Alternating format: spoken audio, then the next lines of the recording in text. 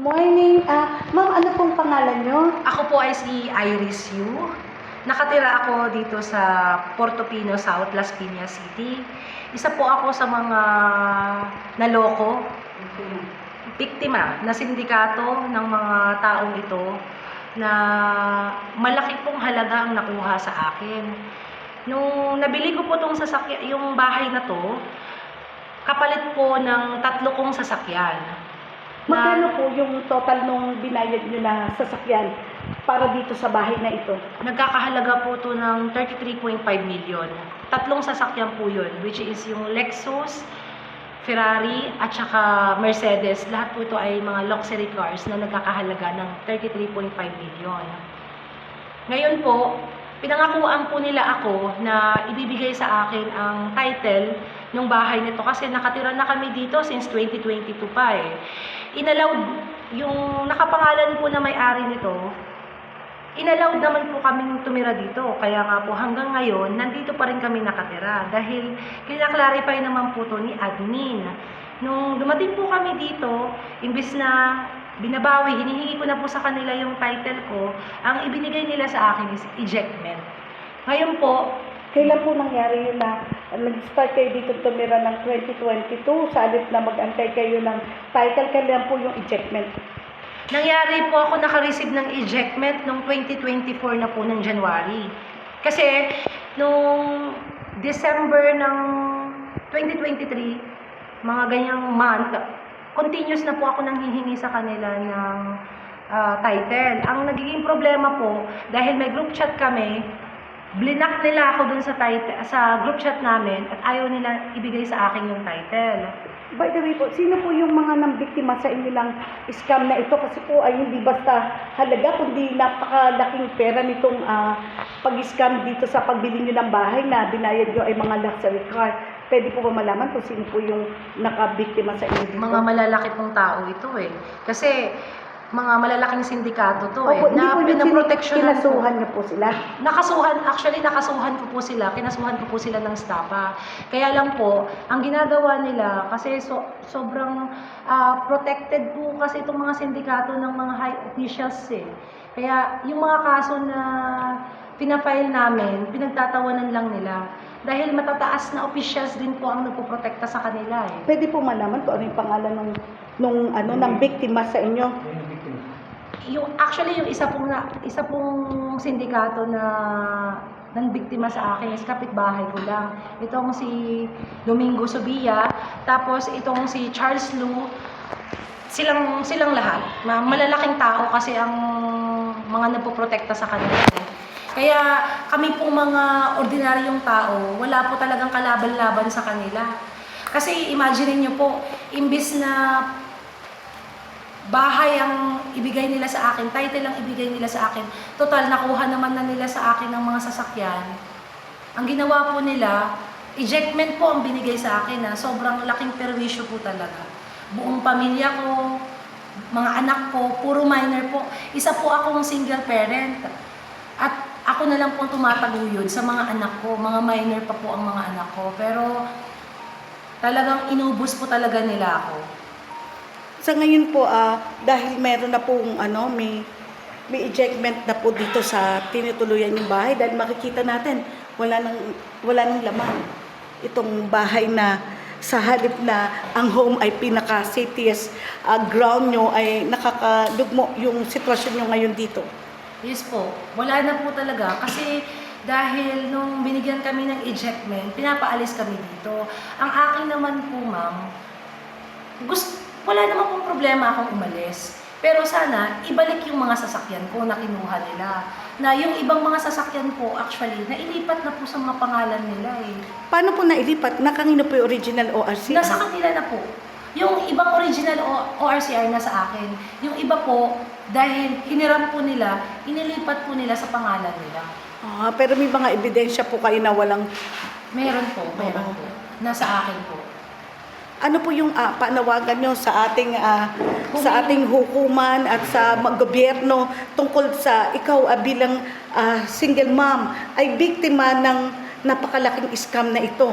Humihingi po ako ng tulong sa mga kataas-taasan na tulungan po sana ako kasi grabe, yung mga kalaban ko po na to, talagang malalakas po ang... Ano po yung exact address nitong bahay nyo? Portofino, Portofino South, Las Piñas City. Number ng bahay? Ito po, yung number ng Number bahay. 18, Villa Leopade, Portofino South, Las Piñas City. Ang pinananawagan ko lang po, sana makuha ko naman po sana yung justice ko. Ang hustisya. Makuha ko yung hustisya ko kasi napaka-injustice po talaga na nangyari. Kasi Okay na. siyempre po, di ba? Siyempre, tapos, ito pa po yung gagawin nila sa akin. Halos inubos po talaga nila. Ngayon po talaga para ako nakalutang, inubos po nila lahat ng meron ako. Lahat po ng mga sasakyan namin, kinuha po nila, pero wala pong bayad na nangyari. Yung iba po, wala pong bayad na nangyari. Tapos po, yung bahay ko na akala ko po protected na po na, dito na po kami titira, kinuha din po nila, talagang pinagplanuhan po nila. Wala po akong kalaban-laban sa kanila kasi po, sa totoo lang po, alam ko po, dahil nga sila na po rin ang nagsasabi na tinatawanan lang nila yung mga kaso nila kasi talagang may mga pumoprotekta po sa kanila ng mga malalaking tao. Kaya humihingi po ako ng tulong na sana po makuha ko rin po yung justice ko po talaga sa kanila kasi inubos po talaga nila lahat ng sasakyan namin. Yun lang po talaga. Bali, ilang sasakyan na nakuha? Lahat-lahat, ilan yung total? Kasi bukod ka mo sa 35.5 ay may mga iba pang sasakyan na nakuha sa inyo. Marami po to kasi meron pa po akong S63 na nagkakahalaga po ng 10 million. Tapos meron pa po akong S500 na hindi rin pa po nila nabayaran. Tapos sa ibang kagrupo po nilang kaibigan, yung mga kaibigan po nila, mayroon po akong cheque na na-file ko na worth 15 million, 15.8 million. Ma'am, if you don't mind, ano po yung negosyo nyo? Bakit ang dami yung mga high-end na mga sasakyan? Actually po, sasakyan po to ng asawa ko. Noong 2022 po, na-disgrasya po ang asawa ko na comatose po yun. Ngayon, nung time na yun, nagsilapitan po to sila. Si Mr. Yu po, si Mr. Yu yung husband Yes niyo. po, yung husband ko po, nung January, na-comatose po siya, na-stroke ka. And then, kinalaunan, namatay din siya. Pero sila po lumapit sa akin para kunin yung mga sasakyan ko. Yung iba, sinasabi nila, yung mga, kasi malaki po silang grupo na ibibenta daw nila yung mga sasakyan. Parang tulong dahil napatayan ka. Tapos yung iba pinalitan nila ng mga cheque, yung iba naman ipinalit nila na kesyo, itong bahay nga daw. Ma'am, bakit po ganun kayo kadali magtiwala? Kasi actually po, nangyari po nito is, isa na rin po nito is, magagaling po talaga sila. Kahit ako po, hindi ko po na-anticipate na lulukuhin nila ako. Kasi, may mga cheque naman po Yun nabanggit niyo po na yung isa sa nanloko ay, Kapitbahay ko po. sino yan sa dalawang nabanggit? Yan po si Domingo Subia. Yun na sa harapan. Kapitbahay ko lang po siya. Hanggang ngayon po, nandyan pa Yes siya. po, kapitbahay ko pa rin po sila. Yan ang dati. Siya po yung naglipat from pangalan niya. Ito From po. pangalan ko, papunta sa kanya. Na isa sa mga sasakyan. Pero wala Itong- naman itong- nakita ng BWC. Itong property na to, kanino dati nakapangalan sa kanya din? Hindi po, nakapangalan po to sa totoong may-ari na si Gemma. Kaya lang, sinasabi ni Gemma, hindi daw siya nag-allowed magbenta dito. Kumbaga, hindi daw siya nag-cancel sila ng kontrata nitong si Charles Lu, which is doon ko din nakuha sa kanila. Pero may group chat po kami na nandun din po, itong may-ari ng bahay na to, nandun po sa group chat. Bago po ako nakapasok dito, tinawagan po sila ng admin, inallowed po nila yung ako through admin na pumasok dito kasi ako na nga po yung legal na may-ari. may-ari. Dahil doon po sa tatlong sasakyan na yon, tatlong kotse po na yon worth 33.5 million. That's the total payment po ng sasakyan. Okay, at least malinaw na naway katulong kami mga mamamahayag ay makamit mo ang hustisya. At kaya po talaga, ngayon po talaga medyo talagang sobrang nakaka-stress, sobrang nakakapagod kasi yung mga anak ko po talaga maliliit pa eh. Nasaan nga pala yung mga bata? Nasa taas po yung mga anak ko. Yung isa dahil nag-aaral, pinapasok ko na po. Pero grabe po yung perwisyo na ginawa nila sa akin. Wala po talagang hustisya. Kahit po yung ejectment na ginawa sa akin, wala po talagang hustisya. Hindi po nila kinonsider na hindi naman po ako ang nanloko dito. Isa po akong biktima. Kaya po ako napunta sa bahay na to dahil po binenta po sa akin ang bahay na to. Kaya nga po, natanggap na po nila yung 3 kong sasakyan. Kaya po, kami ng mga anak ko, tumira dito. Hindi naman po ako nag-rental dito eh. Dahil kung rental po ito, hindi po nila makukuha yung mga sasakyan ko.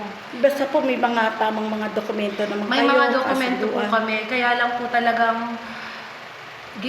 in-skim po talaga nila. Planado po nila sa simula't simula. Ang ano, hindi kayo nakapag-appeal sa Court of Appeal, paano nangyari? Hindi nga po kami nakapag-appeal eh. Diretso ejectment po ang nangyari sa Ay, amin. di, kumbaga, mahaba pang laban ito dahil may CA pa tayo na pwede kayong mag-apila.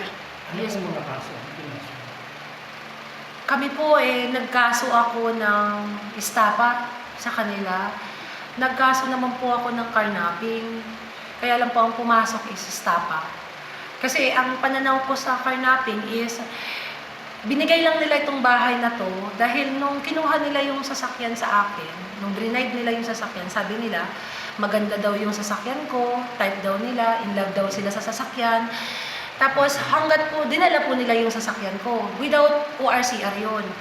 Tapos, saka Nasa inyo pa po inopera- yung ORCR ngayon? Yung Kinuha, original. hiniram po nila sa akin. Kasi po, ipapakita daw po nila sa buyer nila. Nung kinukuha ko na po yung ORCR, hindi na po nila binigay sa akin.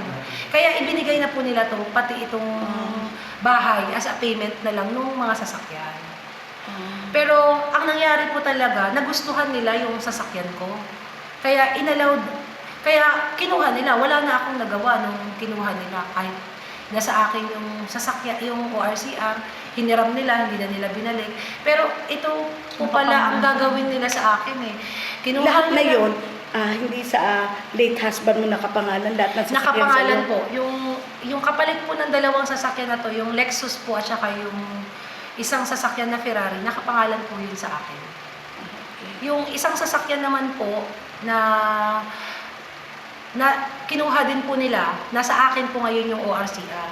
Kasi ang usapan po namin, ibibigay ko lang po yung mga ORCR pag naibigay na po nila sa akin yung title. Pero talagang magaling po talaga sila eh. Talagang ang galing po talaga nilang magsalita. Ang galing po nilang Hiniram dahil sa mag-scheme. buyer. Opo. Talagang, actually, sinabay po nila yun nung time na Pandemya. nung may sakit po yung asawa ko, kasi that time ang asawa ko nasa hospital eh. Nangangailangan din po ako ng pera. Actually, kaya ko po naibigay rin yung mga sasakyan na iba, hindi po yung kapalit ng bahay, yung iba po pa mong sasakyan. Pinangakuan po nila akong babayaran dahil po nga, ang asawa ko po nasa ICU, kailangan ko po ng fund para sa, alam niyo naman po na napakamahal po talaga ng hospital's bills dito. Lalo na comatose po siya. At saka may hemorrhage po ang ulo niya. Kaya napakamahal po ng gamutan namin. So, ang akin po, akala ko po tutulungan nila ako, yun pala, pinagplanuhan po talaga nila ako. Plano po talaga nilang karnapin ang mga sasakyan ko at iskamin po ako ng ibang sasakyan. Thank you.